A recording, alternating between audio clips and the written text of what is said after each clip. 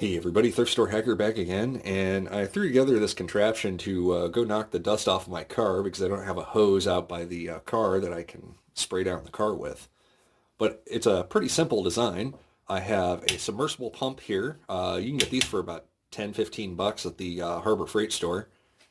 And what I did is I took it, and this is made for like a 1-inch hose, and I reduced it down to this 3/8 inch hose. And the main reason why I did that is just so it chokes down the amount of water that is coming out of the container. That way we get a little more run time on it. And that just sits there at the bottom of the bucket. So you can see I ran the hose and the electrical through a couple of holes on the side here. And this bucket is a little bigger than your standard 5-gallon. This is like a 6 or 7-gallon bucket. So if we fill it to here, we should at least have 5 gallons of water in here. And then to power the whole setup, I'll zoom in a little bit. We have a really simple circuit. We have the positive lead coming down to a circuit breaker. Circuit breaker goes to a switch.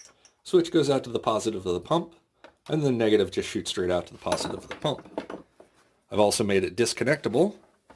That way you can take the bucket off and go fill it with water and you don't have to lug the heavy battery around. This battery here is pretty oversized, but the smaller battery I have is completely dead. And that would have fit better and still powered the pump quite well. But you work with what you have. And coming off of this hose here, have the output hose. And then I picked up some of this 1/2-inch hose, mostly because it was like 20 cents a foot. And I put a standard hose connector on the end of it. Purchased one of these caps and drilled a few holes in the cap there.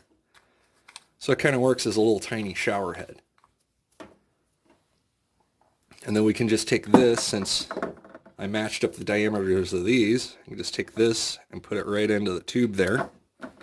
That way when I'm not using this whole big old hose assembly here, I can just push this hose back into the bucket here and store it away.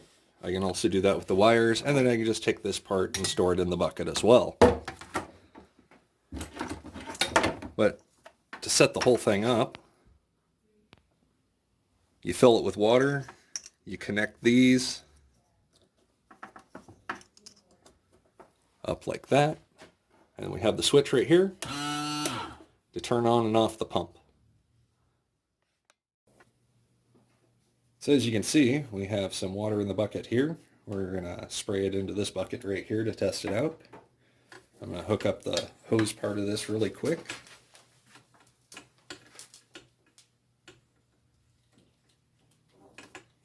There we go.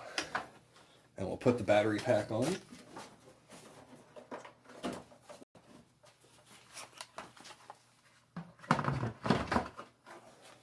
Quick and easy.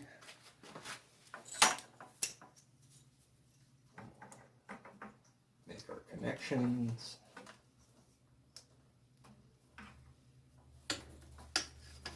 All right, let's give this a test. Look at that.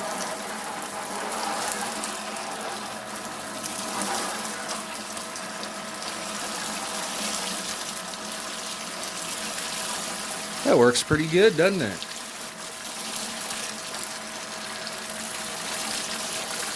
Getting plenty of water flow out of there, but we're not using a whole bunch of water. Keep in mind we only put about 1 gallon in the bucket. So if you got 5 gallons of water, this is going to run for a pretty long time. We'll just keep on running it until it runs out of water here.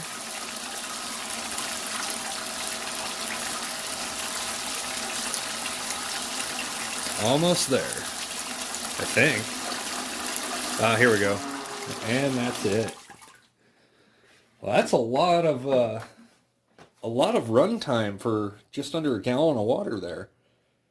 So if we got 5 gallons in there, you should be able to use it to wash down the car, or if you're out camping, you can take this piece, tie it to a tree, and you have yourself a camp shower. And you should have plenty of runtime on that. You can take the bucket, set in the sun most of the day with the water in it, get some nice warm water in there so you can take a warm shower if you're out camping. Uh, Wander around the yard with the bucket, use it to water plants. I'm going to go, next time we go down to the hardware store, they have little sets of wheels that you can put on the bottoms of these buckets so you can wheel this around on the driveway and wash down the car, and it can follow you around. But anyway, that's all I have for you today. Until next time, build stuff and have fun.